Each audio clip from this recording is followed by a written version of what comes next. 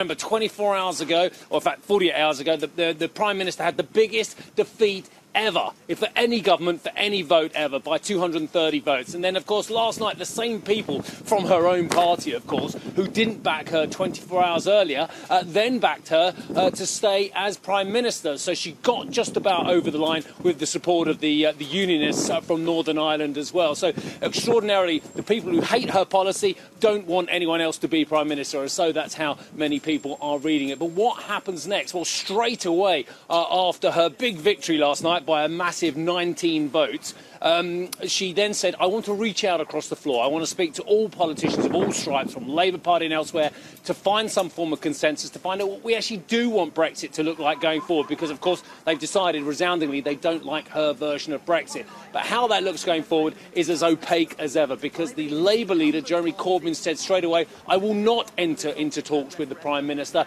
while she's holding, so to speak, a gun to our heads, whilst we still have this no-deal Brexit as the default position that will happen, because it's in British law, by March 29th if there isn't some form of other solution going forward, or there isn't some form of extension to this technical Article 50, which means that the British will be out of the EU on March 29th. So where we go forward from now remains unclear, because the Prime Minister can't drop that no-deal default position without potentially losing the support once again of those people who voted against her in that big initial defeat of hers. And if she were to drop the no deal as a default position, then of course that opens her up once again to another no confidence vote and losing the support this time round of those Tory backers. One thing we do know, she's got to come back within 2 or 3 days with Plan B, and then we believe that on March 29th MPs will vote on Plan B. The problem is no one knows just yet what Plan B looks like. It's exciting.